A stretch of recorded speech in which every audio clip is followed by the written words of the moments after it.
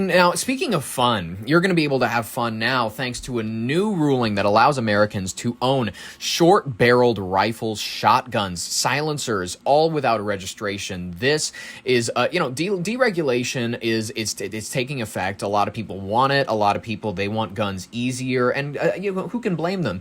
Who can blame them, especially when there's a growing sense of disorder. There's a growing sense that we're going to need to, maybe in the next couple years, maybe there's the idea that there's no government. There's the idea that we will need some level of survival, because who knows where things will go if the fronts unite on the Ukraine, because we have these issues where these two wars are seemingly getting closer together. They're uniting through Azerbaijan and all these other territories, the Caspian Sea region. If Russia gets tied into this, you officially are having kind of this eruption of World War III.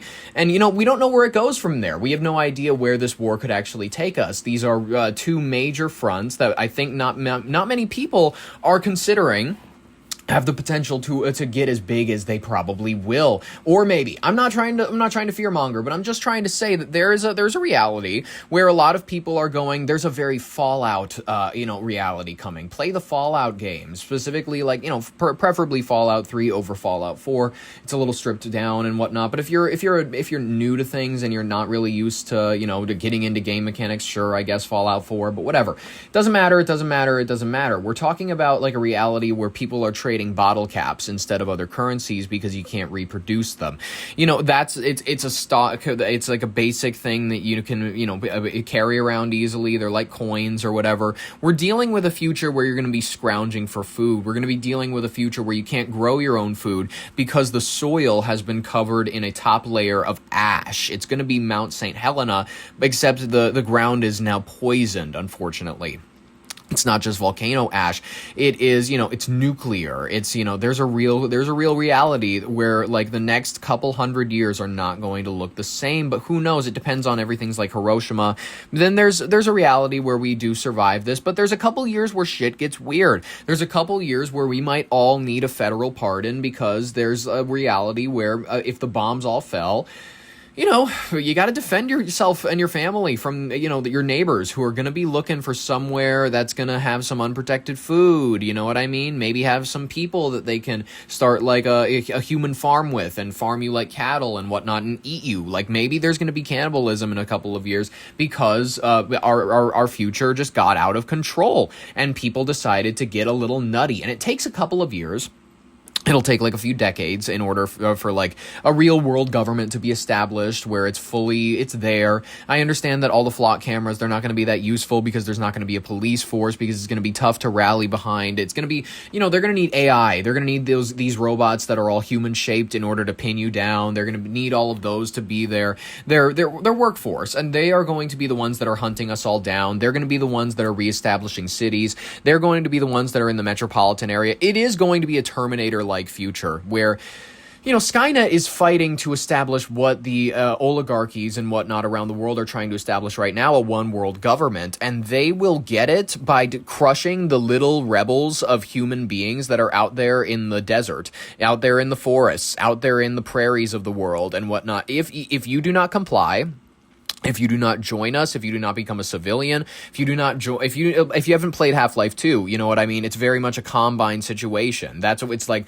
Okay, we're all going to be wearing prison type uniforms. We're all going to be issued our food substances, which is going to be 78% bug. It's going to be a scary time to be alive because we're going to be huddled into these cities where if you do not comply, if you're captured and it's answer now. They literally put a needle up to your neck and they go, we are going to inject the fluid that is going to kill you in a microsecond because it's a neurotoxin.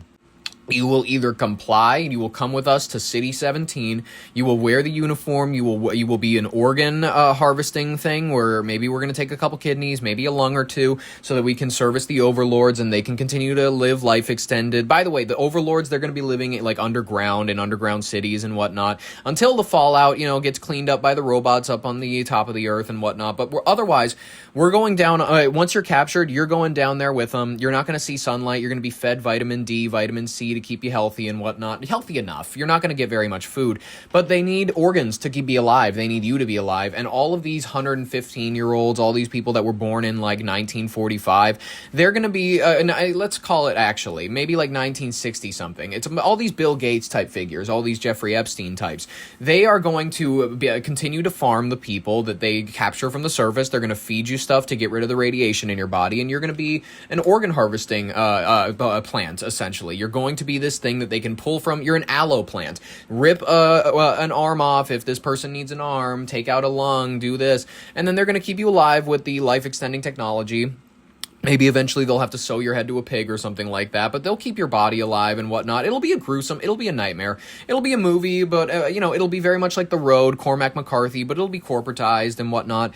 And eventually there will be a reestablishment of something similar to society, except it'll look exactly like the Frutiger Aero cities, except you always wonder why the Frutiger Aero cities look so empty, even though it's like, oh, that's a big city. Why are there no people walking around? It's because the tech oligarchs wanted to get you used to the idea that the future is only going to be a few of those guys and their families walking around. Most of us are going to be crushed. We're going to be in organ harvesting hospitals. We're going to be unseen to the people that are walking around raising their families. They had $50 billion before the bombs dropped. They built up their Frutiger Aero big skyscraper cities with big green valleys and beautiful blue skies after they cleaned up the atmosphere for themselves.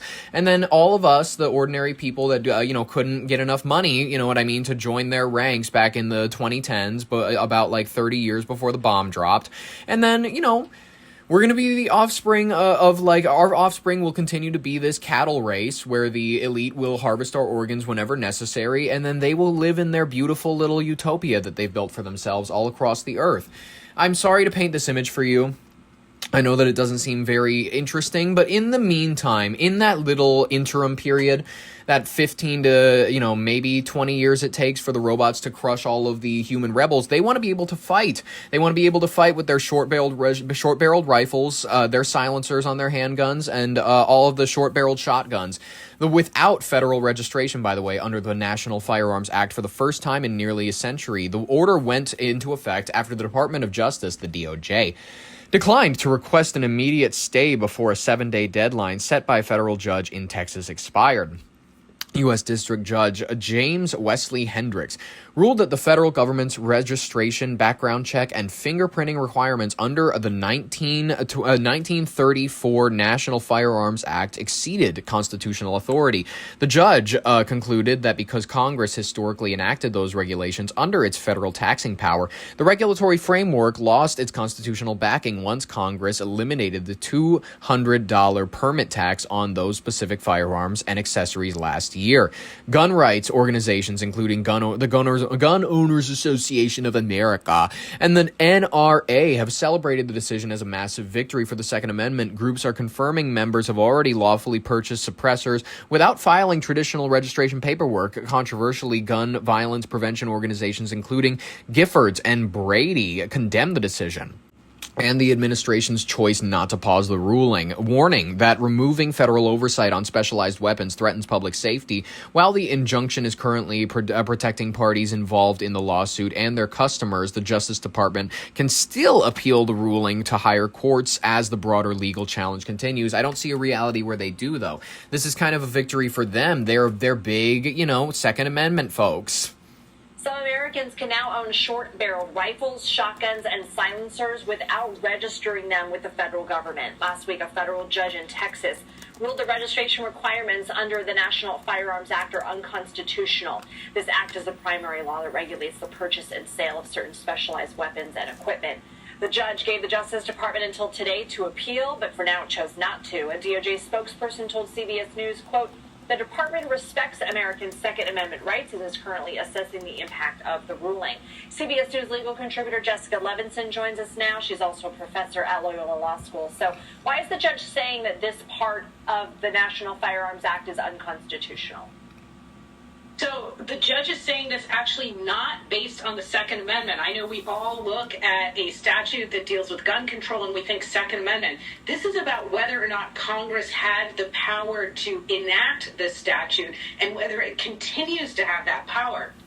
As we've talked about, when it comes to the federal government, you have to point to part of the Constitution that allows it to act. When it comes to Congress, there are certain enumerated, meaning listed powers. One of those is the taxing clause, and there used to be basically a $200 tax or fee that people who were making transactions or purchases related to these short barrel guns or silencers had to pay. No longer. In 2025, in the big, beautiful bill, Congress zeroed out that tax, so you're not paying $200 anymore. What the judge said today, or this week, is that when it comes to Congress using its taxing clause power, you need to have some tax. You need to have something that raises revenue. And when you zero that out in the big, beautiful bill, there is no more tax. So Congress no longer has a power that it can use to pass or at least continue to enact this part of the statute. The Supreme Court has been skeptical of whether federal judges have the power to impose nationwide injunctions. So who does this apply to? So this only applies to the plaintiffs in this case, but these plaintiffs include groups and individuals beyond just the Northern District of Texas, where the judge made the decision. So, for instance, there's one group of plaintiffs, gun owners in America, YBOA, and that includes a great number of individuals who are covered by this particular ruling. In addition, there are 15 states that are plaintiffs. Now, not everybody in each of those states is covered, but state agencies are. So this is not a nationwide injunction, but in effect, it covers a good deal of plaintiffs who get the benefit of this decision. Is this the end of the road if the Justice Department doesn't step in? So this is fascinating because it actually might be. The Justice Department opted not to challenge the particular ruling, at least on an emergency basis. We're all looking to see if the Justice Department appeals this. As we have talked about, why does that mean that maybe there's nobody left to challenge this judge's decision? Because you need standing in federal court. And what you would need briefly is a plaintiff that has enough of an injury in order to say, I can bring this case. And if we're looking at, who are we looking at here? Individuals, members of Congress, maybe states. I see standing problems with each of those groups. So it may be if the DOJ doesn't appeal that this is the end of the road for this particular case with this particular judge. Well, how Jessica fun. Levinson, as always, thank you. As always, thank you.